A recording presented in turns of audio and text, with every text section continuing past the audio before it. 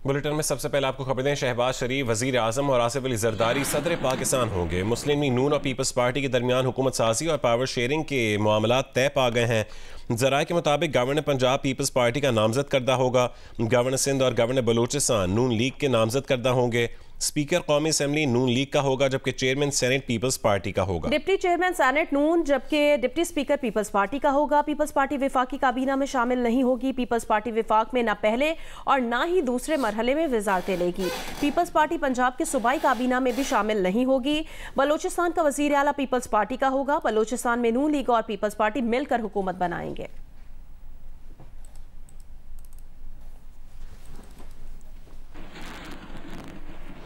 बिलावल भुट्टो जरदारी ने press conference में ऐलान किया कि आसिफ अली जरदारी सदर के लिए मुश्तरका उम्मीदवार होंगे। शहबाज शरीफ वजारत उज़्मा के उम्मीदवार होंगे। बिलावल ने यह भी कहा है कि मुख्तलिफ ओहदों के लिए फैसले कर लिए गए हैं, जल्द ऐलान करेंगे।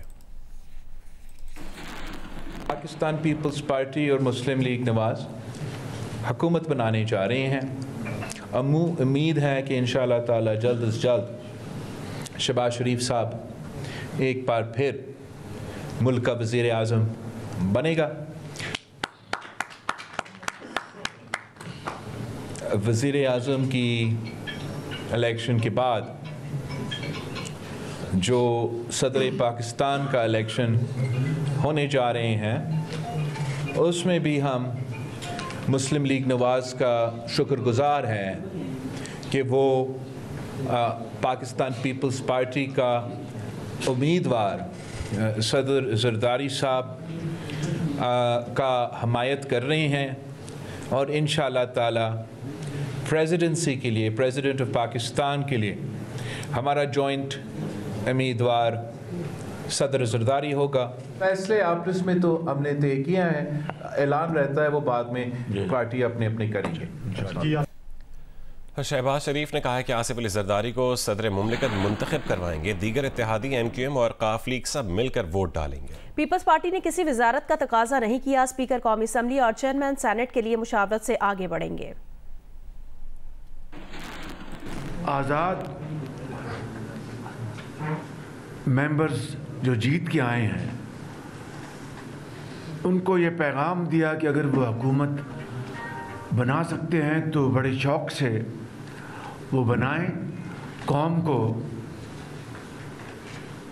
अपनी मेजॉरिटी दिखाएं। हम ना सिर्फ उसको दिल से कबूल करेंगे, उनको मुबारकबाद पेश करेंगे और फिर हम आइन के मुताबिक हम बाकायदा ऑपोजिशन बेंचेस पे बैठेंगे और वो कारोबार हुकूमत चलाएं कि ये मुल्क की इस वक्त अहम तरीन ज़रूरत है।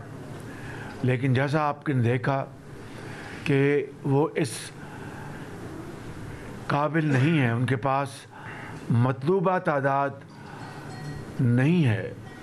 अभी उन्होंने सुन्नी इत्तेहाद और MWM के साथ भी अपना अरेंजमेंट किया है, लेकिन इसके बावजूद उनके पास मतलूबा नंबर्स नहीं। मुझे ये बात बताते हुए खुशी महसूस होती है कि हम पीपल्स पार्टी के साथ मिलकर हमारे पास मतलूबा तादाद है कि हम अब नई हुकूमत बनाने की पोजीशन में हैं। हम मुतफ़क्का तौर पर प्रेसिडेंट आसिफ जरदारी साहब को आइंदा का सदर 5 साल के लिए मुंतखब करवाएंगे। और जो ऑफिसर्स की बात की है जो है वो इंशाअल्लाह हम मुशावरत के साथ उनके ऊपर हम हमारी जो लीडरशिप है, मियां मोहम्मद साहब इनकी लीडरशिप है, मिलकर इंशाअल्लाह हम उसके ऊपर फैसले करेंगे।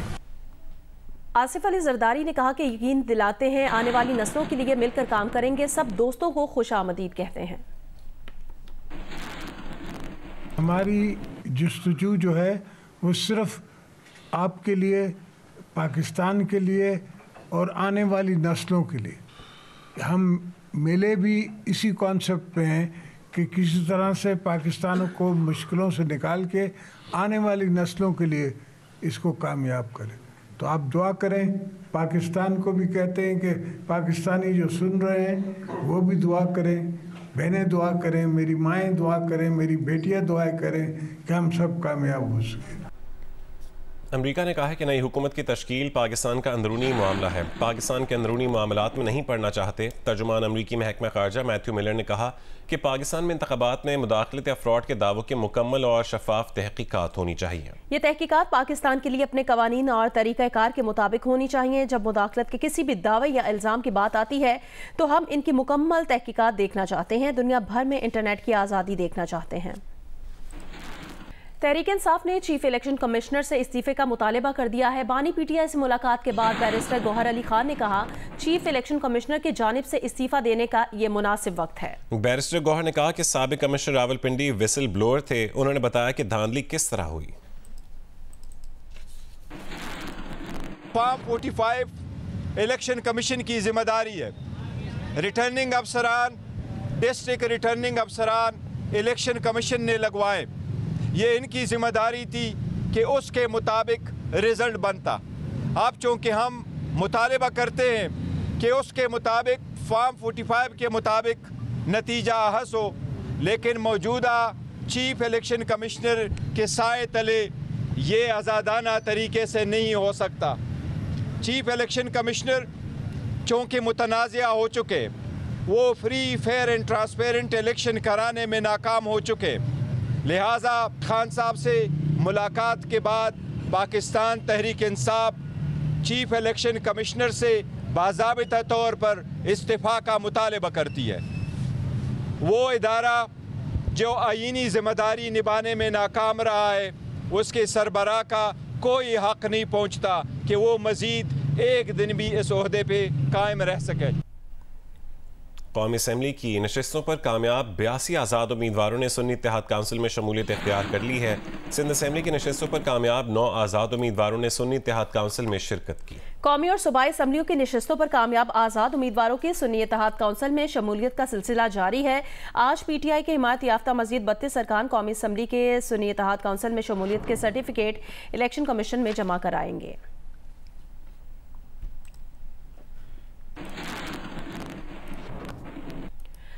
रहनुमा पीपल्स पार्टी नदीम अफजल चंद ने कहा कि बलूचिस्तान में हुकूमत पीपल्स पार्टी बनाएगी और मुस्लिम लीग नून उनकी इत्तेहादी होगी।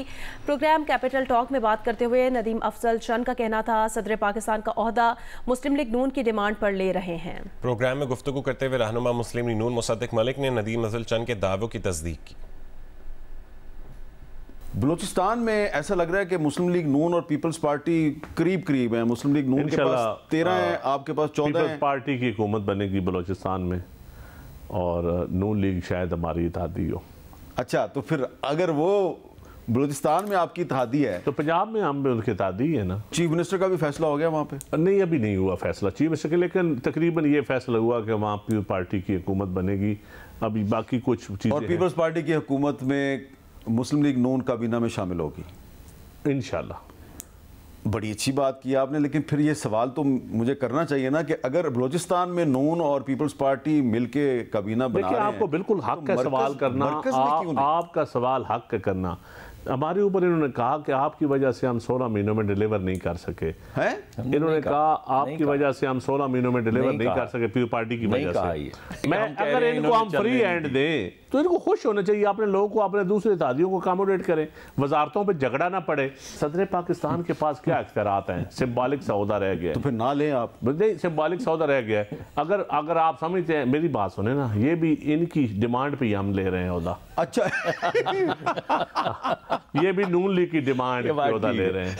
ये बात ठीक है। ये बात अमरीका में पाकिस्तान के सफ़ीर मसूद खान ने कहा है कि स्ट्रेटेजिक तवाज़ुन को बरकरार रखने, इंसदाद दहशत गर्दी के लिए पाकिस्तान को फ़ौजी साजो सामान और फाइनेंसिंग की बहाली के लिए अमरीकी फ़ैसलों के मुंतज़िर है। वाशिंगटन में मकामी थिंक टैंक से खिताब में उन्होंने कहा है कि अमरीका जनूबी एशिया की सलामती के हवाले से भी तवज्जो मरकूज़ करे। सफ़ीर पाकिस्तान ने तालिबान, दाइश और अलकायदा जैसे ग्रुपों से लाहक खतरे को ख़त्म करने के लिए मरबूत हिकमत अमली की ज़रूरत पर जोर दिया। मसूद खान ने कहा कि अमरीका चीन ताउन के फ़रोग में पाकिस्तान अहम किरदार अदा कर सकता है। मसूद खान ने पाकिस्तान में सरमायाकारी के फरोग पर भी जोर दिया है।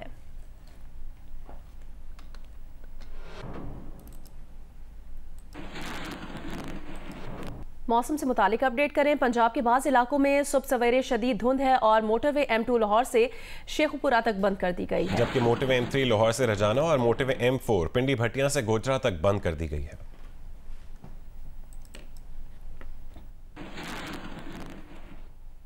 आज़ाद कश्मीर में बर्फबारी का सिलसिला थमने के बाद मुख्तलिफ मकामात पर बंद होने वाली शाहराहें खोलने का काम जारी है। तफसील बताएंगे आरिफ उर्फी।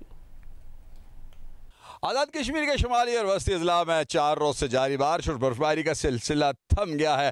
बारिश और बर्फबारी थम जाने के बाद जो इलाके बर्फ से ढक गए थे, जिन सड़कों के ऊपर बर्फ की वजह से ट्रैफिक मुअत्तल हो चुकी थी, आज उन सड़कों को खोलने का काम बड़े जोर शोर के साथ जारी है। महकमा शाहरात आज़ाद कश्मीर का यह कहना है कि दवारियाँ से आगे के लिए आज सड़क खोल दी जाएगी और शारदा तक सड़क मुकम्मल क्लियर कर दी जाएगी। दूसरी तरफ वादी लिपा को मिलाने वाली जो शाहराह है उसके ऊपर भी जोर शोर के साथ काम जारी है। महकमा शाहरात का कहना है कि 3 से 4 रोज में लिपा तक सड़क को क्लियर कर दिया जाएगा। इसी तरह लसडना हवेली की जो शाहराह है, महमूद गली की जो शाहराह है, उसको भी आज खोल के सड़क जो है बिल्कुल साफ कर दी जाएगी हर किस्म की ट्रैफिक को गुजारने के लिए। महकमा मौसमियात का यह कहना है कि आइंदा 3 से 4 रोज तक एक मरतबा फिर बारिश और बर्फबारी का नया स्पेल आने का इम्कान है, जिसकी वजह से एक मरतबा फिर सर्दी की शिद्दत इस इलाके में बढ़ जाएगी। दूसरी तरफ स्टेट डिजास्टर मैनेजमेंट अथॉरिटी ने लोगों को खबरदार किया है कि इलाके में सफ़र करने से पहले वेदर फोरकास्ट ज़रूर चेक कर लें ताकि आपको सफ़र के दौरान किसी किस्म की मुश्किलात का सामना ना हो।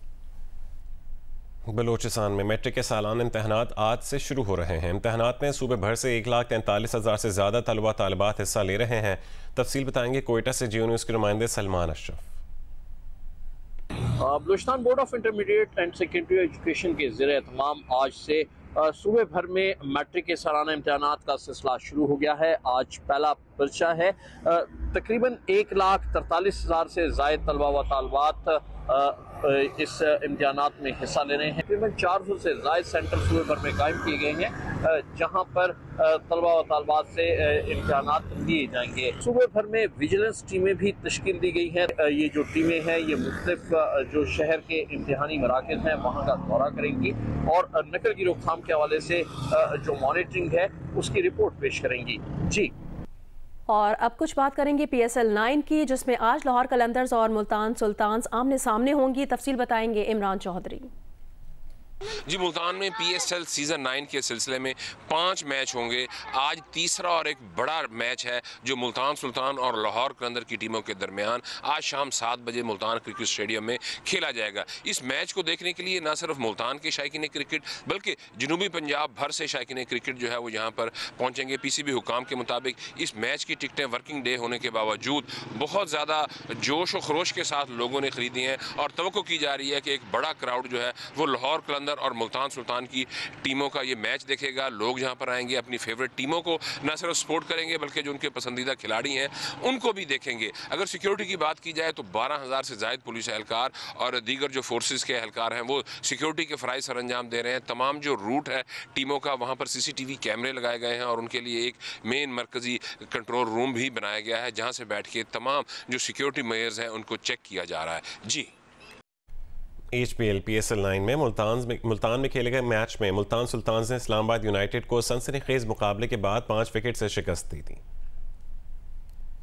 मुल्तान में खेले गए मैच में इस्लामाबाद यूनाइटेड टीम पहले बैटिंग करते हुए 144 रन बनाकर आउट हो गई। इस्लामाबाद यूनाइटेड की जानिब से आगा सलमान ने 2 छक्कों और 3 चौकों की मदद से 52 रन की इनिंग्स खेली। इंग्लिश प्लेयर जॉर्डन कॉक्स ने 41 रन स्कोर किए। इस्लामाबाद यूनाइटेड का बकिया कोई बैटर मुल्तान सुल्तान्स के बॉलर के सामने न टिक सका। मोहम्मद अली और अब्बास आफरीदी ने 3-3 खिलाड़ियों को आउट किया। उसामा मीर ने 2 विकेटें हासिल की। जवाब में मुल्तान सुल्तान्स ने हदफ सनसनीखेज मुकाबले के बाद इनिंग्स के आखिरी ओवर की 5वीं गेंद पर हासिल किया। रिजा हेंड्रिक ने 6 चौकों और 1 छक्के की मदद से 58 रन की इनिंग्स खेली। कप्तान मोहम्मद रिजवान ने 43 रन बनाए। इफ्तिखार अहमद 18 रन पर नाकाबिले शिकस्त रहे।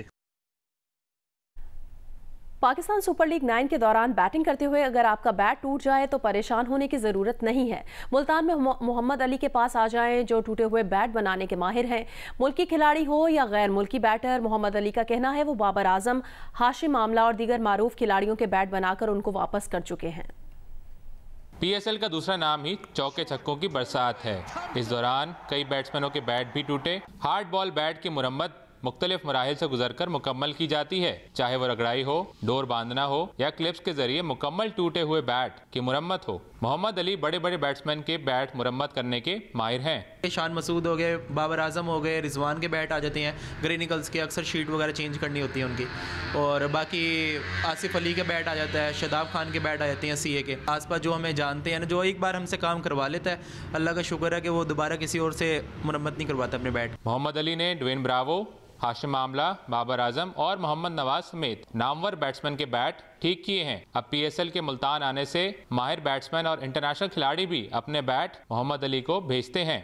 हमें कोई भी प्रॉब्लम हो बल्लेगा तो हम यहीं से काम करवाते हैं। पहले तो कंडीशन इसकी थोड़ी ख़राब थी, लेकिन अब ये देखें माशाल्लाह से बिल्कुल नया और अच्छा बना के दे दिया इन्होंने। जरा नम हो तो ये मिट्टी बड़ी जरखेज है साकी। इकबाल के शाहीन जवान इसके अशार पर मुकम्मल अमल पैरा हो रहे हैं और हुकूमती सरपरस्ती से बैनुल-अक़वामी सतह पर मुल्क की पजीराई का बाइस बन सकते हैं। पीएसएल ने जहां शहरियों के लिए एंटरटेनमेंट के मौके पैदा किए हैं, वहीं नौजवानों के लिए नए कारोबारी मौके पैदा करने में भी मददगार साबित हुआ है। कैमरामैन जाहिद कुरैशी के साथ जौदत नदीम, जियो न्यूज़ मुल्तान। 19वीं चोलिस्तान डेजर्ट जीप रैली का आगाज़ हो गया है। बहावलपुर जिमखाना में रंगारंग तकरीब मुनक़िद हुई। तफसील देखिए अमीना पासी से। 19वीं international Cholistan desert jeep rally का बाकायदा आगाज़ हो चुका है। गुज़श्ता रात बहावल जिमखाना में पाकिस्तान के सबसे बड़े मोटर स्पोर्ट्स इवेंट यानी 19वीं चोलिस्तान डेजर्ट जीप रैली की इफ्तिताई तकरीब मुनक़िद की गई। इस तकरीब में ट्राफियों की रूनुमाई की गई। तकरीब में ड्राइवर्स, नेविगेटर्स के साथ साथ मोटर स्पोर्ट्स लवर्स की बड़ी तादाद में शिरकत की। 19वीं चोलिस्तान डेजर्ट जीप रैली की सबसे बड़ी कैटेगरी यानी प्रीपेड कैटेगरी का पहला मरहला जो है वो 23 फरवरी को दिलवे स्टेडियम से शुरू होगा और किला जामगढ़ पर इख्तिताम पजीर होगा। 24 फरवरी को स्टॉक कैटेगरीज के मुकाबले होंगे। इसी दिन जो है वेमन कैटेगरी के मुकाबले भी मुनक़िद किए जाएंगे। 25 फरवरी को 19वीं चोलिस्तान डेजर्ट जीप रैली के आखिरी रोज़ प्रीपेड कैटेगरी बड़े मुकाबलों का दूसरा मरहला मुकम्मल किया जाएगा और इसी रात TDCP रिजॉर्ट में तकसीम इनामात की तकरीब होगी, जिसमें इस रैली में शिरकत करने वाले, जीतने वाले और रनर अप रहने वाले ड्राइवर्स और नेविगेटर्स को ट्रॉफियां और नकद इनामात दिए जाएंगे। पाकिस्तान के दौरे पर मौजूद डच हॉकी क्लब ने मंगल को लाहौर में मसरूफ दिन गुजारा। मेहमान खिलाड़ियों को जीरो लाइन का दौरा कराया गया। वाघा बॉर्डर पर कौमी परचम उतारने की तकरीब में शिरकत की। डच हॉकी क्लब के खिलाड़ियों ने मंगल को मसरूफ दिन गुजारा। उन्होंने जीरो लाइन का दौरा भी किया। वाघा बॉर्डर पहुंचने पर रेंजर्स हुक्काम ने उनका इस्तकबाल किया। गैर मुल्की खिलाड़ियों ने बॉर्डर पर परचम उतारने की तकरीब में शिरकत की। इस मौके पर वो पाकिस्तानी परचम लहराते रहे, साथ साथ उन्होंने तस्वीर भी बनवाई। इससे पहले डच क्लब ने सुबह सियालकोट में हॉकी तैयार करने वाली मारूफ ब्रांड्स की फैक्ट्रियों का दौरा किया। डच हॉकी क्लब और HEC पाकिस्तान के दरमियान दूसरा मैच आज नेशनल हॉकी स्टेडियम लाहौर में खेला जाएगा। 10वीं JA ज़मान मेमोरियल ओपन गोल्फ चैंपियनशिप 23 फरवरी से शुरू होगी। 75 लाख रुपए इनामी रकम वाले इवेंट में 100 से ज़्यादा टॉप गोल्फर्स शिरकत करेंगे। लाहौर के जिमखाना क्लब में JA ज़मान मेमोरियल ओपन गोल्फ चैंपियनशिप के मुंतज़मीन ने प्रेस कॉन्फ्रेंस करते हुए कहा कि चैंपियनशिप 23 फरवरी से 3 मार्च तक जिमखाना गोल्फ क्लब में खेली जाएगी। टॉप 100 प्रोफेशनल गोल्फर्स का मेन राउंड 29 फरवरी से 3 मार्च तक खेला जाएगा। इवेंट में टॉप एमेचर गोल्फर्स भी एक्शन में होंगे। होल इन वन करने वाले गोल्फर को इनाम में कार मिलेगी। चैंपियनशिप में 8 मुख्तलिफ कैटेगरीज में मजमूई तौर पर 550 से ज़ायद गोल्फर्स एक्शन में होंगे। मुंतज़मीन का कहना था कि चैंपियनशिप के लिए 75 लाख रुपए की इनामी रकम रखी गई है। जल्द इस इवेंट को इंटरनेशनल लेवल पर ले जाया जाएगा, जिसमें एशियन सर्किट से गोल्फर्स को भी मदऊ किया जाएगा। महकमा सेहत सिंध ने सूबे के कई अजला में जदीद मोबाइल अस्पताल की सहूलत फराहम कर दी है। तफसील देखिए मोहम्मद अनवर शेख से। हुकूमत सिंध महकमा सेहत की जानिब से सेहत की जदीद तरीन सहूलियात की फराहमी के लिए यहाँ पर जो है वो मोबाइल अस्पताल की सहूलत मुहैया की गई है। ये 2 कंटेनर में ये मोबाइल जो यहाँ अस्पताल है, इसके अंदर जो है यहाँ मुख्तलिफ किस्म के टेस्ट हैं और इसके अलावा ECG, अल्ट्रासाउंड और इसके अलावा दीगर जो टेस्ट है हेपाटाइटिस समेत और ख़ास तौर पर ख़वातीन की बीमारियों के जो भी टेस्ट होते हैं और जो बीमारियाँ उनके टेस्ट किए जाते हैं और उसके बाद जो है वो दवाएं तजवीज़ की जाती है। और इस सिलसिले में आपको ये बताऊं कि ये इंतहाई जदीद तरीन इसमें यहाँ आलात नस्ब है। फैसलाबाद की कई शाहराहों के ट्रैफिक सिग्नल्स खराब होने से ट्रैफिक कंट्रोल करने का निज़ाम मुतासिर है। रिपोर्ट करेंगे इरफानुल्लाह। फैसलाबाद में गुज़िश्ता कई रोज से ट्रैफिक सिग्नल्स खराब होने के बाइस शहरियों को चौराहों से गुजरते हुए शदीद मुश्किलात का सामना करना पड़ता है। ट्रैफिक की रवानी मुतासिर होने से वक्त का ज़िया अहम मसला है। फैसलाबाद पूरे के जो ट्रैफिक सिग्नल्स हैं वो ख़राब हैं और इसकी वजह से काफ़ी हादसा भी होते हैं। डर लगता है रोड क्रॉस करने से भी। किसी का कोई एक हादसा होता है ना तो फिर ट्रैफिक 1 घंटे तक जो होती है ना वो बंद हो जाती है। CTO कहते हैं कि ट्रैफिक सिग्नल्स को बहाल रखना जिली इंतजामिया का काम है।